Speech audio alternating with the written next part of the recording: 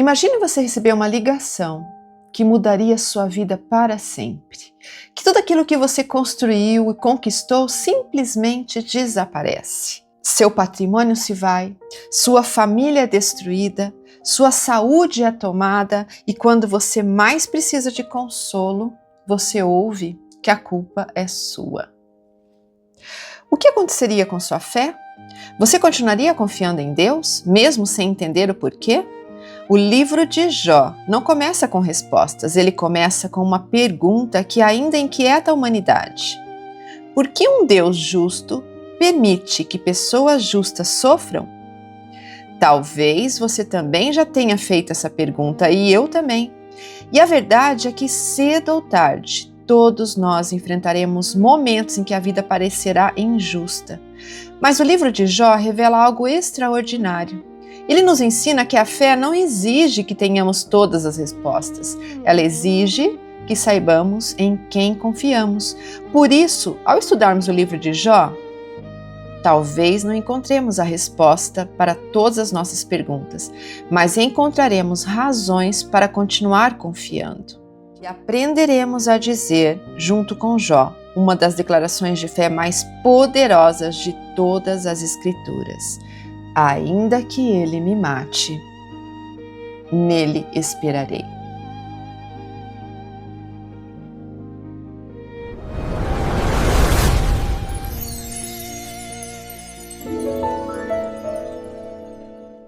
Bem-vindos e bem-vindas para mais essa semana de estudo das Escrituras. Eu sou muito grata por ter você aqui. Quero agradecer de todo o coração todos os comentários lindos que eu tenho visto ali nos vídeos que a gente tem subido para o canal.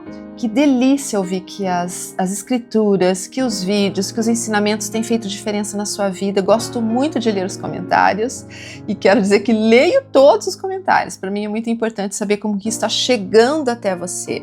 Sempre por trás de cada aula existe uma oração de coração que faço para que esse conteúdo chegue limpo para você no momento que mais você precisar, para que ele possa te fortalecer.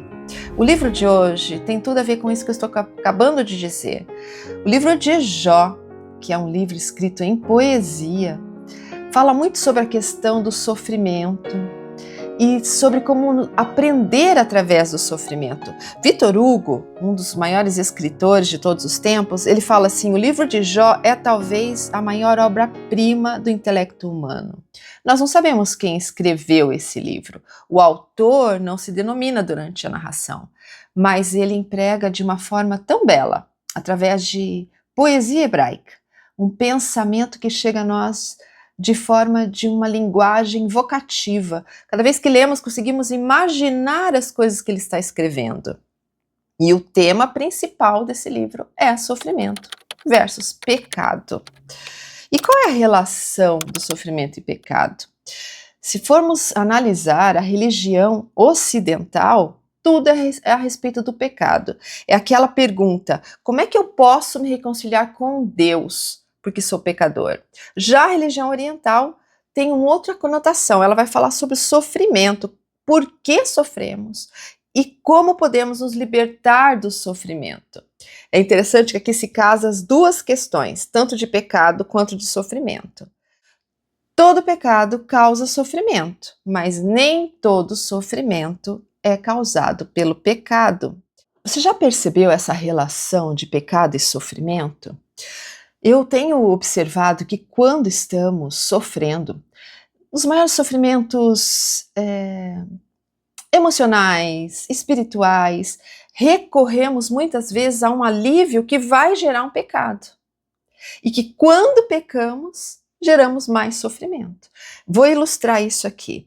Eu atendo como terapeuta muitos casos de pessoas com diferentes transtornos e problemas emocionais. E um deles é o vício. O vício ilustra muito bem isso aqui. A pessoa, para lidar com a questão do vício, tentando se libertar dele, sofre muito nesse processo de libertação de um vício. Mas, ao mesmo tempo, quando ela não suporta mais, ela cai em pecado novamente, em termos de palavra de sabedoria, para quem guarda a palavra de sabedoria, tentando aliviar o sofrimento. E isso mesmo fora da palavra de sabedoria, a gente pode pensar em todos os outros Problemas que temos rotineiramente, nossos problemas sociais, econômicos, estamos lá sofrendo, em vez de buscar e colocar esse sofrimento nas mãos do Senhor, normalmente recorremos a algo que vamos pecar para aliviar aquele sofrimento. E mais uma vez continua esse ciclo de pecado e sofrimento. E esse livro de Jó, ele não vai tentar explicar o porquê desse sofrimento. E porque às vezes o Senhor parece se retirar e nos abandonar. Ele não explica, mas ele coloca uma inspiração em nós sobre como podemos ainda assim, apesar do sofrimento, continuar confiando em Deus. E é lindo como ele faz isso. Normalmente, em termos de religião, e que acabei citando a religião ocidental e oriental, nós sempre estamos buscando explicar tudo. Queremos uma explicação por que o Senhor, sendo justo, faz com que as pessoas que estão guardando seus mandamentos ainda assim sofram. Eu gosto muito de uma escritura em 1 Nefe 11, 17, onde Nefe começa a aprender as coisas que seu pai está ensinando, as revelações que ele teve sobre sair de Jerusalém e tudo mais, e ele vai dizer assim: sei que ele ama seus filhos, contudo, não sei o significado de todas as coisas. É uma demonstração de fé, baseada no caráter de Deus e não no entendimento de todas as coisas. Muitos estudiosos da Bíblia dividem esse livro de Jó em 3 partes: o prólogo, o poema e o epílogo. Os 2 primeiros capítulos, 1 e 2, compõem o prólogo, e ele foi escrito em prosa, ele é uma linguagem mais fácil de entendimento, diferente do recheio desse livro, que vão ser ali dos capítulos 3 ao 42 até o versículo 6. Ele constitui então aqui um poema, uma poesia hebraica.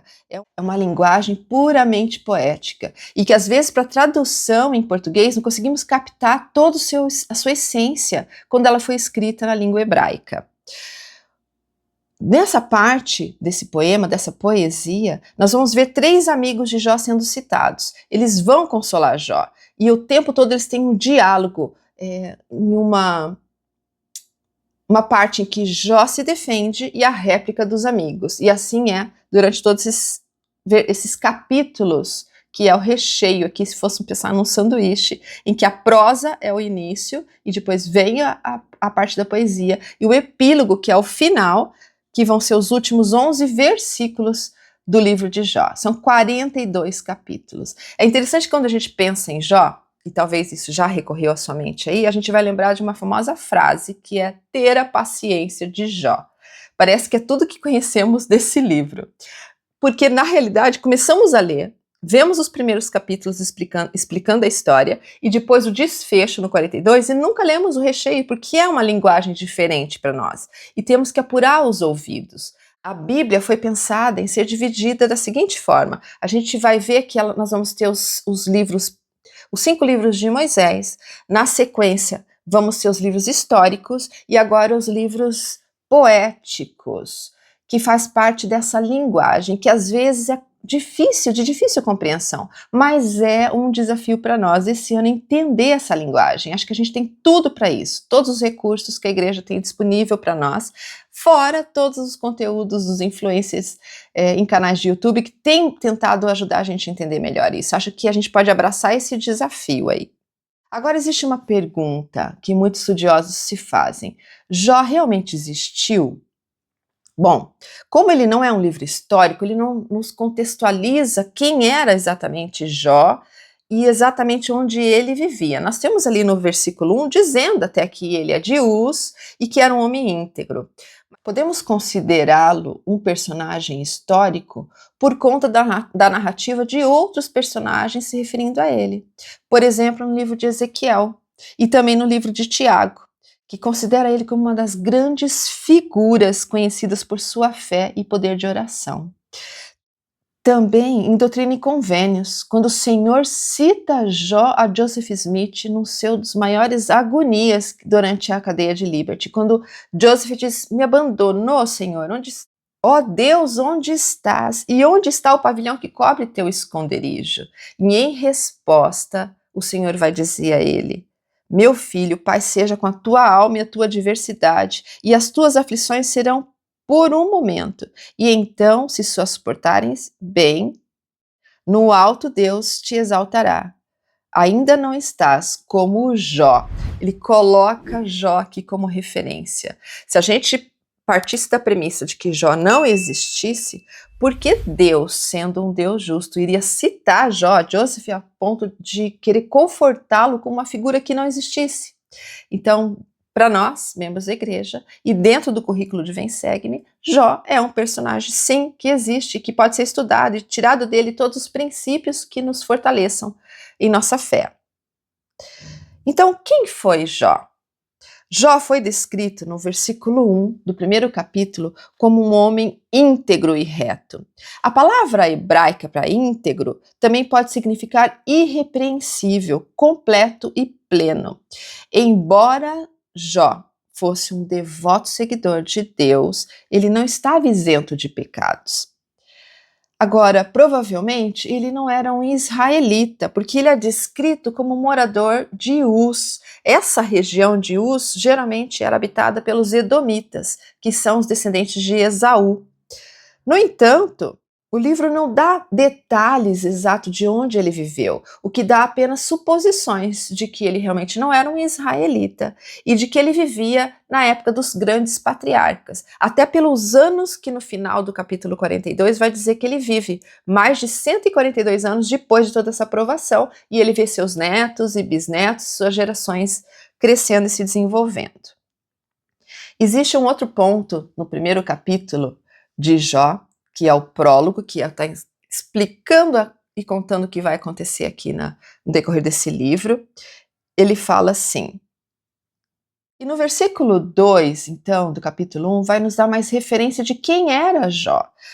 E diz assim, e nasceram-lhe 7 filhos e 3 filhas, e era o seu gado 7.000 ovelhas, e 3.000 camelos, e 500 juntas de bois, e 500 jumentas. Era também muitíssima gente a seu serviço, de maneira que era esse homem maior do que todos os do Oriente. Essa narrativa de quanto Jó era rico, além de íntegro, nos faz acreditar que possivelmente ele fosse um rei ou alguém extremamente importante para sua região.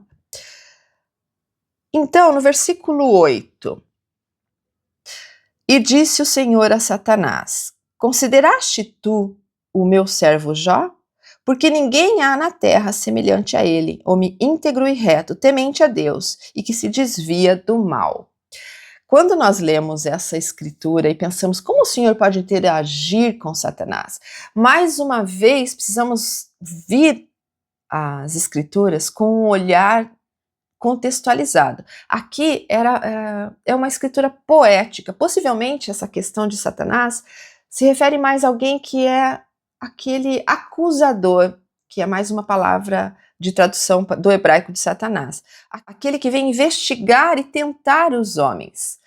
Então, o autor o coloca aqui para dar à narrativa o teor dela, dizendo como, mesmo sendo tentado, o homem ainda pode manter a sua fé.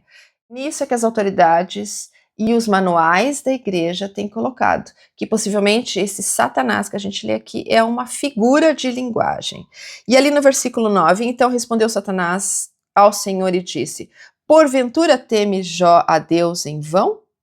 Porventura não o cercaste de sebe, e a ele e a sua casa, e tudo quanto tem? A obra de suas mãos abençoastes, e o gado está aumentado na terra? Mas estende a tua mão e toca-lhe em tudo quanto tem, e verás se não te amaldiçoa na tua face.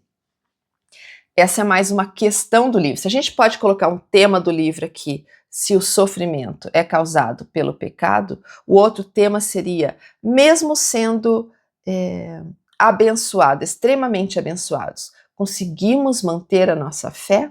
Ou manteremos a nossa fé apesar do sofrimento? Ao longo desses versículos a gente vai ver que 4 mensageiros trazem as notícias terríveis para Jó. Parece ser todas ao mesmo tempo no mesmo dia. Ele vai começar dizendo que seus bois, suas juntas de boi, e junta significa 2 bois, carregando uma determinada carga, então ele tinha 1000 bois e também 1000 jumentas, haviam desaparecido. Então ele começa a falar no próximo mensageiro que vai falar das ovelhas e no próximo que vai falar dos camelos. E por último, para finalizar todo esse sofrimento e preocupação, ele vai dizer que um grande desastre aconteceu e a casa onde estavam seus filhos cai em cima deles e eles são mortos. Simplesmente no mesmo dia ele perde 10 filhos. Nós podemos imaginar o sofrimento de alguém perder um parente próximo. Pense um pai ou uma mãe que perde seu filho, o desespero que isso significa. Agora imagine perder os seus 10 filhos de uma vez só. Só isso já deve ter judiado muito de Jó. E só isso poderia fazê-lo simplesmente abandonar tudo. Inclusive, sua própria esposa diz para ele: por que não amaldiçoa Deus e largue mão de acreditar em Deus? E ele diz uma escritura muito bonita que ele fala assim: se Deus dá o bem e a gente recebe bem, por que não podemos receber também o mal? E as coisas vão indo bem até que, mais uma vez, ele é tentado na doença. E Satanás diz: pele por pele, vamos ver se ele vai manter a sua fé. Então ele vai ter uma doença terrível, diz que chagas, feridas sair por todo o corpo. Um dos estudiosos acredita até que ele teria a doença de elefantíase, que é uma doença que deforma a pessoa, porque ele diz que até o seu hálito era ruim, que as pessoas não reconheciam, que então o rejeitaram. Ele começou a viver do lado de fora da cidade, como todas aquelas pessoas com doenças como a lepra viviam. Ele é completamente rejeitado. E o interessante aqui também no livro, que é algo que a gente pode refletir, é que seus 3 amigos, e nós podemos imaginar que são seus ministradores, vão até ele. E é impressionante que eles chegam no primeiro momento e em silêncio sentam-se por 7 dias e 7 noites. Mais uma vez o número 7 aparecendo nas escrituras como o número da perfeição, de ser completo. Tudo pode ser extremamente simbólico aqui nesse sentido, porque diz que eles ficaram em completo silêncio. Talvez a gente possa aprender com isso de que tudo que precisamos fazer para realmente confortar alguém é estar lá, é simplesmente ouvir a pessoa. E então Jó vai começar a falar. Então o tema começa a se desenrolar a partir daqui, porque a partir daqui Jó vai começar a dizer: maldito o dia em que eu nasci. Quem me dera ter morrido na hora que nasci. Eu acredito que quando os amigos dele ouvindo isso, pensaram: nossa, ele vai maldizer a Deus agora. A gente tem que dizer para ele: não, não, calma aí, vamos tentar uma forma de consolar. Só que eles não sabem exatamente como fazer isso e começa a condená-lo, dizer: será que você não está recebendo tudo isso porque é um pecador? Porque fez as coisas erradas? E Jó vai ter esse debate com eles de réplica e tréplica, e eles vão ficando debatendo sobre esse assunto, e ele dizia: não, eu não pequei, eu sei exatamente o que eu fiz, eu fui um homem justo, não foi por isso que eu estou recebendo isso aqui, não foi seus filhos, talvez, um deles vai dizer, que pecou e trouxe sobre a sua vida esse grande mal? Ele diz: não, não é isso. E é engraçado que, interessante que no início, de tão reto que Jó era, dizia que quando seus filhos saíam para algum tipo de festa ou compromisso, na volta ele já oferecia sacrifícios a Deus, holocaustos a Deus para os seus pecados. Mesmo sem saber se havia algum pecado, ele falou: vamos garantir aqui que eles estão limpos a partir daqui. Então ele tinha certeza de que tinha uma vida reta. Eu gostaria que a gente pudesse centrar nosso estudo em 3 capítulos importantes do livro de Jó. Normalmente, quando estudamos, vamos para o capítulo 19, que é o capítulo do testemunho, de ele testificando sobre o que seu Redentor vive. Mas eu gostaria que a gente pudesse ter um olhar para o capítulo 13 também, que é a chave para entendermos essa confiança de Jó em Deus. Elder Rowland, falando sobre isso, ele fala assim: Deus, em sua sabedoria, sabe que uma parte vital de nossa experiência mortal é não saber tudo.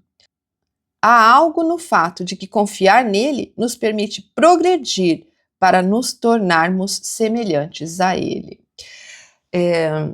Aquilo que havíamos falado sobre Nef, o fato de não sabermos de tudo nos ajuda a ter uma confiança mais perfeita nele. Embora não entendamos porque Deus permitia que Jó fosse afligido, ele não perdeu sua fé nele. Ele manteve sua confiança. Vamos dar uma olhada no versículo 13 do capítulo 13. Depois que os amigos disseram que acreditavam que aquilo tudo estava sendo imputado a ele por conta de seus pecados, Jó vai dizer assim: calai-vos perante mim e venha sobre mim o que vier. Ele fala, basta, não é sobre isso aqui. Deus era a sua salvação e Jó confiava unicamente nele, ele encarava as suas aflições com uma devida visão, com uma devida perspectiva. O presidente Kimball, falando sobre isso, ele fala assim: se encararmos a mortalidade como sendo toda a nossa existência, então dor, pesar, fracasso e vida curta seriam uma calamidade. Mas vendo a vida como algo eterno, que vem de um remoto passado pré-mortal e se estende no eterno futuro pós-mortal, então todos os acontecimentos podem ser colocados em sua devida perspectiva. Isso é a chave para lidarmos com o sofrimento, irmãos. Quando colocamos a nossa visão de que somos eternos e não simplesmente meros mortais de vidas curtas, o sofrimento vai casar em nós um entendimento maior e ser talvez o propulsor de mais fé. Os amigos de Jó questionavam a sabedoria de Deus e consideravam o sofrimento de Jó uma punição por ele infligida, mas Jó tinha um entendimento mais amplo. Jó sabia que Deus não o abandonara, apesar das preces não estarem sendo atendidas no seu devido tempo. Por muito tempo ele orou para que aquela dor, aquele sofrimento passasse e não estava sendo atendido. O Senhor se esconde, tal como fez com Cristo, para que ele pudesse passar por esse momento de dor. E no versículo 23, quantas culpas e pecados tenho eu? Jó pergunta, notificai-me a minha transgressão e meu pecado. Então, em determinado momento, ele começa a pensar, poxa, então, se sou eu causando tudo isso, o Senhor diz para mim, o que foi que eu fiz? Qual é o meu pecado? Qual é a minha culpa por estar recebendo isso?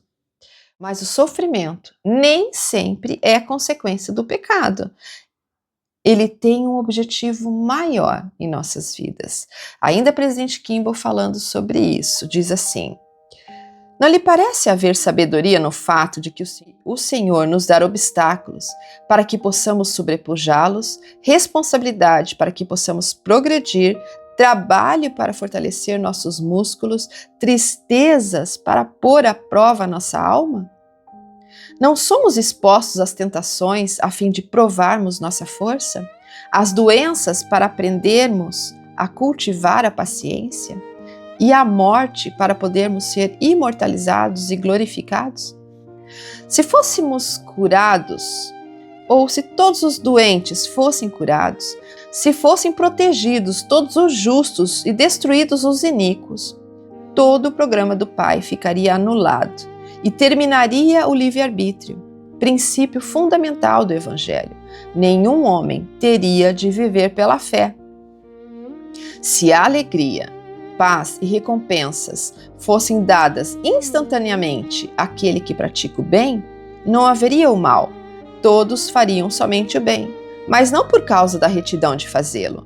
Não haveria nenhuma prova de força, nenhum desenvolvimento de caráter, nenhum aumento de poder, nenhum livre-arbítrio, apenas controle satânico.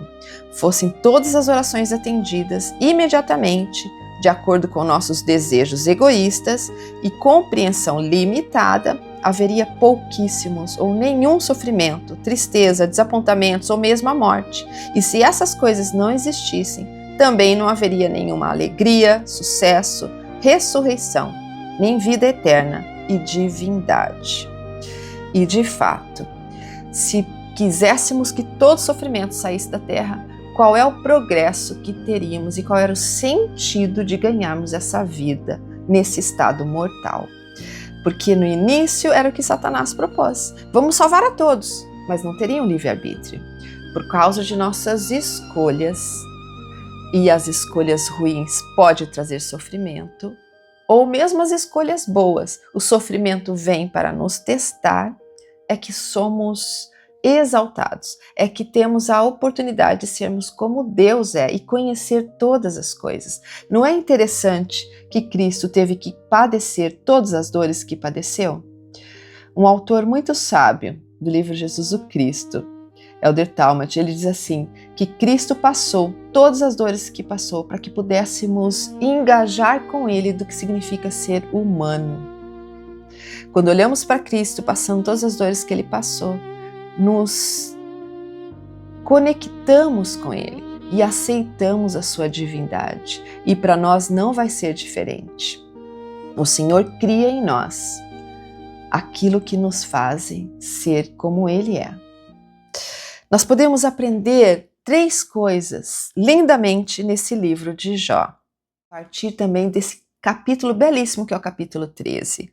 As 3 coisas é sobre o seu maravilhoso testemunho. Ele diz assim, então no capítulo 19, eu sei que o meu Redentor vive e mostra que sabiamente o Senhor existe. E existem ainda outras declarações, como ainda que ele me mate, nele esperarei. Provando que Jó conhecia o caráter de Deus, em quem ele confiava.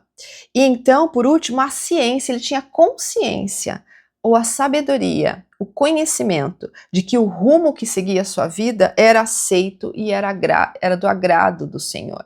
Então, revisando 3 coisas, um testemunho forte, uma confiança em Deus inabalável, e a certeza de que aquilo que estava fazendo era aceitável, Senhor. Ele sabia que não estava pecando. O tempo todo ele poderia dizer isso. E isso podemos refletir sobre nós. Qual é a largura do nosso testemunho?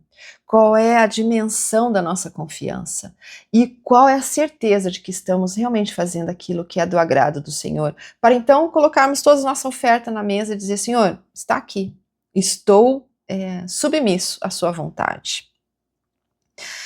E se Jó tinha todas essas qualidades, então o que faltava a Jó? Qual era a falta nele para que ainda o sofrimento continuasse?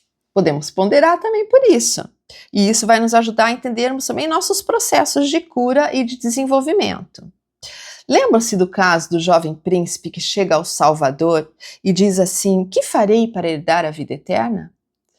Então o Senhor diz, guarda os mandamentos, como diz a lei. E ele disse, já faço tudo isso, eu guardo todos os mandamentos. Então ele vai dizer para o jovem príncipe, então larga tudo e segue-me. Essa era a fraqueza dele. E qual era a fraqueza de Jó, então?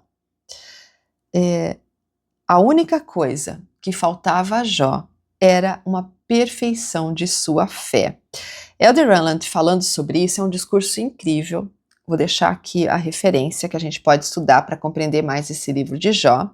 Ele fala assim, embora o livro de Jó reconheça que coisas ruins acontecem a pessoas boas, ele nunca responde o motivo.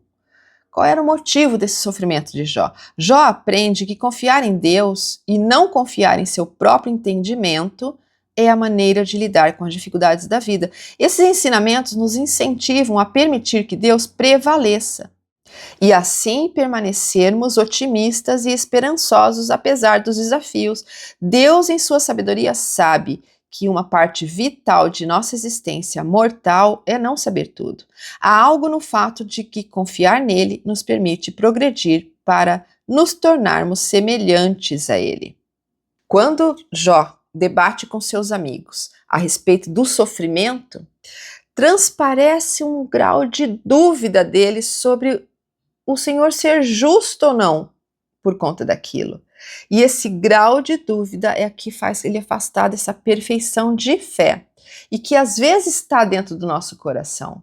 Quantas vezes damos vazão a uma pequena dúvida a despeito de todo o testemunho que já adquirimos, de toda a experiência espiritual que vivemos? Então, o que produz essa fé perfeita?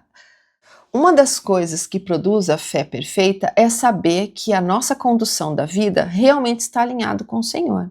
Quando sabemos que estamos fazendo todo o nosso alcance para guardarmos seus mandamentos, isso já começa a produzir uma fé perfeita.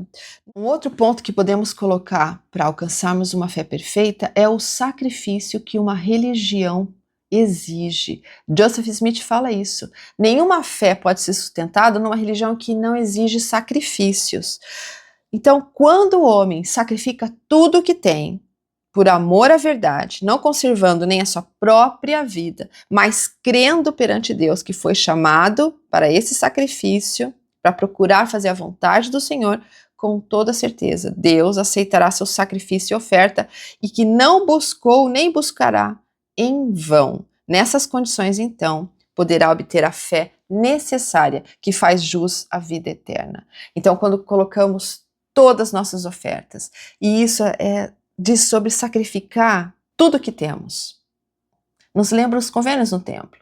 Sacrificar tudo que temos, mesmo a nossa própria vida, em amor ao Senhor, naquilo que acreditamos. Gostaria de avançar e falar também sobre o capítulo 19, que é um dos mais belos capítulos do livro de Jó.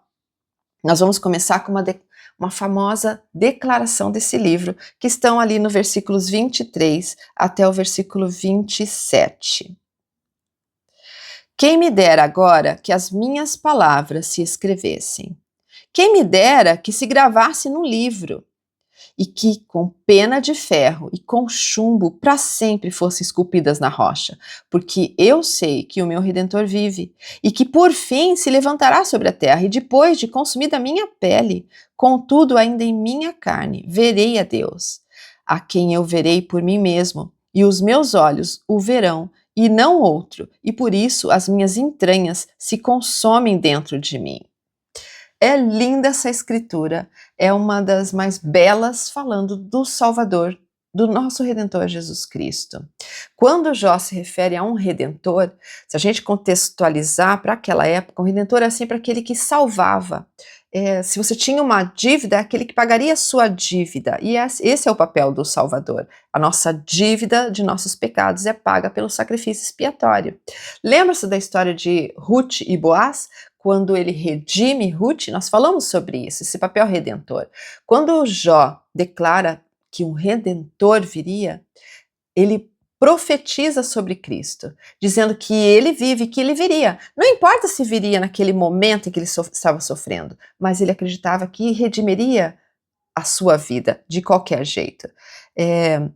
Outra coisa interessante é sobre a ressurreição, um testemunho sobre a ressurreição, quando ele diz que ainda em minha pele, em minha carne, verei a Deus. Um ponto interessante aqui a se colocar é que a tradução da Bíblia do Rei Jaime e também a nossa em português vai dizer assim, que em minha pele verei a Deus, mas existe uma versão de algumas Bíblias que vai dizer na minha pele não verei a Deus, vai constar a palavra não, um erro de tradução da forma hebraica, mas nós trazemos aqui o que realmente Jó declarou, de que na minha pele verei a Deus, é um testemunho sobre a ressurreição. Ele testifica de que o Redentor viria, Jó está expressando sua fé de que no final ele seria inocentado e de que a justiça seria restaurada. Elder Helland, falando sobre isso, disse assim: o testemunho de Jó sobre o Salvador é inspirador. Milhares de anos depois que ele o declarou, ele exclamou: porque eu sei que meu Redentor vive e que por fim se levantará sobre a terra. Jesus Cristo ama restaurar o que não podemos restaurar, curar feridas que não podemos curar, consertar o que está irreparavelmente quebrado, compensar quaisquer injustiças que sofremos. E, de fato, esse é o maior papel de nosso Redentor Jesus Cristo: reparar, consertar, curar. E, de fato, é isso que ele faz em nossas vidas, isso que faz nosso sofrimento. Mesmo sendo terrível, adquirimos a capacidade de suportá-lo. Em Jó 38 ao 41, só uma breve análise aqui, o Senhor então vai tomar o debate. Agora ele vai falar com Jó. E nessa parte ele vai fazer 66 perguntas que Jó não tem resposta. Ele diz para Jó, olha aqui, ó, vocês estão tentando chegar a uma conclusão de que se eu sou justo ou não, em outras palavras, se você pecou e se o sofrimento veio pelo seu pecado, o que vocês sabem sobre as maravilhas de Deus? Então ele vai começar a fazer diversas perguntas. E no final, então, Jó vai ver Deus no redemoinho. E Deus não se defende. Ele não explica o sofrimento de Jó. Deus então criticou os longos debates que Jó faz com seus amigos, dizendo assim, quem é este que obscurece o conselho com palavras sem conhecimento? A partir de todas as perguntas que ele faz, até o capítulo 41. Isaías nos deixa esse pensamento para entendermos mais sobre como é inútil tentarmos explicar todas as coisas. Ele fala assim, porque os meus pensamentos não são os vossos pensamentos, nem os vossos caminhos os meus caminhos, diz o Senhor, porque assim como os céus são mais altos do que a terra, assim são os meus caminhos mais altos do que os vossos caminhos, e os meus pensamentos mais altos do que os vossos pensamentos. Então nós vamos chegar finalmente ao capítulo 42. E Jó, no livro de Jó, no capítulo 42, vai dizer que agora ele vê a Deus com seus olhos, não só o ouve, e ele ganha um maior testemunho então de Deus. E a partir do versículo 10 vai dizer assim, e o Senhor mudou a sorte de Jó, quando orava pelos seus amigos, e o Senhor deu a Jó o dobro de tudo quanto dantes possuía. O Senhor, antes de restaurar tudo a Jó, vai chamar a atenção de seus amigos e vai pedir que faça sacrifícios por conta do pecado que eles cometeram contra Jó. E Jó vai perdoar os seus amigos e vai orar pelos seus amigos. Então o Senhor vai restaurar tudo em dobro. Uma coisa interessante que acontece aqui com Jó é que seus parentes o recebem de volta.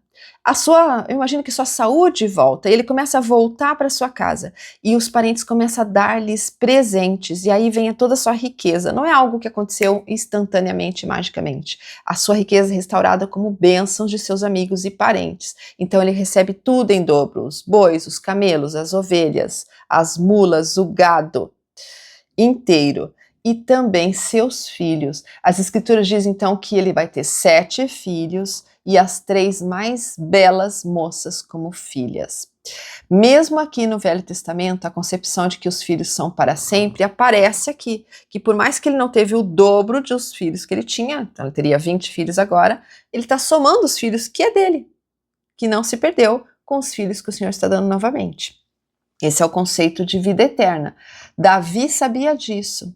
Lembram-se quando Davi tem o primeiro filho dele com Betseba e morre a criança sendo ainda bem jovenzinha, talvez 1 ano de idade, e ele fica muito angustiado, ora, jejua, e a criança então morre, então ele se veste, sai, todo mundo espantado, como ele já se recupera rápido, e ele diz assim, não, o Senhor deu e o Senhor tira. E eu não posso ir agora restaurar a criança, mas vou ao encontro dela. Davi diz isso nessa esperança de que encontrar o seu filho novamente. E Jó vai ter os seus filhos também restaurados.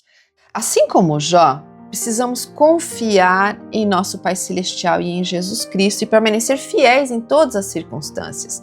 Quanto mais reais eles são em nossa vida, mais confiamos neles. Quanto mais confiamos, mais nos concentramos no plano de salvação e exaltação estabelecidos pelo Pai Celestial.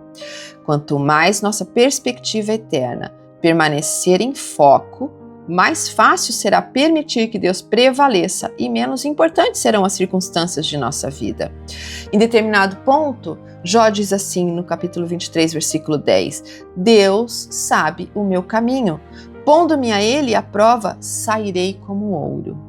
De todas as provações, podemos dizer, sairei como ouro. Jesus Cristo ama restaurar o que não podemos restaurar. Curar feridas que não podemos curar, consertar o que está irreparavelmente quebrado, compensar quaisquer injustiças que sofremos. Na verdade, Se permitirmos, Ele consagrará nosso sofrimento para nosso benefício e santificará para nós nossa mais profunda aflição. Ele não apenas nos consolará e restaurará o que foi perdido, mas reverterá nossas provações a nosso favor. O Salvador tem o poder de fazer tudo certo e anseia por fazê-lo. Ele ama restituir permanentemente até corações despedaçados. A maior lição do livro de Jó é que cada um de nós pode escolher viver a vida confiando em Deus e em seu plano, não importa o que aconteça. Que bela história nós temos aqui de exemplo em Jó, não só de paciência, mas de perseverança mesmo em dor e sofrimento. Sofreu as terríveis dores, tanto física quanto emocionais e espirituais, mas as sobrepujou. E como nós podemos ter a esperança de ter todas as bênçãos restauradas? Talvez não nessa vida. Talvez não seja como Jó, que teve todas as bênçãos restauradas na sua própria vida e que viveu 140 anos depois e viu seus filhos e netos crescendo, e sua posteridade teve regozijo em sua posteridade. Talvez isso não seja a nossa bênção aqui, mas podemos confiar de que o Senhor diz e cumpre suas promessas. Confio nisso.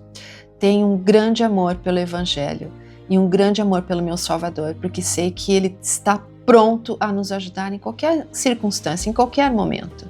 Não importa. Se conseguimos entender o que significa prosperar, que é essa linda palavra de promessa, de convênio, mesmo para as Américas, da qual vivemos hoje, significa maior conexão com Deus, isso é real e é verdadeiro. Podemos continuar prosperando, termos uma maior conexão com Deus, o conhecimento da verdade e que ela então nos liberta. Testifico disso, em nome de Jesus Cristo. Amém. E até a semana que vem, em que nós vamos continuar vendo esses lindos livros poéticos. Até lá!